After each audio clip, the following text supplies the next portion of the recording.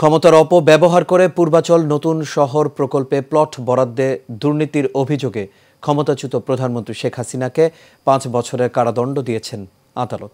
এছাড়া তার বোন শেখ রেহানাকে ৭ বছর এবং টিউলিপ সিদ্দিককে ২ বছর কারাদণ্ড সহ ৩ জনকেই ১ লাখ টাকা জরিমানা করেছে ঢাকার বিশেষ জজ আদালত ৪-এর বিচারক রবিউল আলম।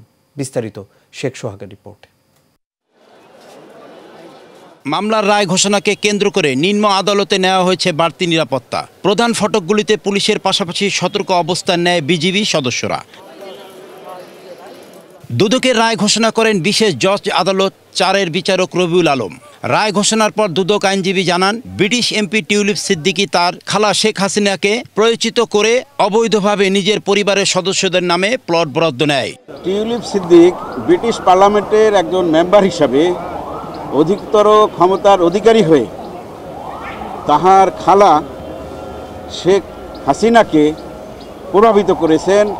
যেহেতু শেখ হাসিনা ইতিপূর্বে তার নিজের নামে এবং তার 2 সন্তানের নামে 3টি প্লট নিয়েছিলেন, সেই জন্য টিউলিপ সিদ্দিকী তার খালাকে এই কথা বলেই প্রভাবিত করেছিলেন যে যেহেতু আপনি 3টি প্লট নিয়েছেন, আমার মা এবং ভাই বোনদেরকেও 3টি প্লট দিতে হবে।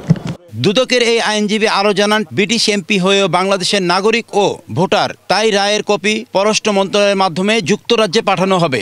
কমিশন বাংলাদেশ সরকারের সাথে কমিউনিকেট করবেন এবং বাংলাদেশ সরকার পরবর্তীতে ব্রিটিশ সরকার বা আসামিরা যে আসামি দেশে আছে, পলাতক আছে, সেই সব দেশের সরকারের সাথে কমিউনিকেট করবে।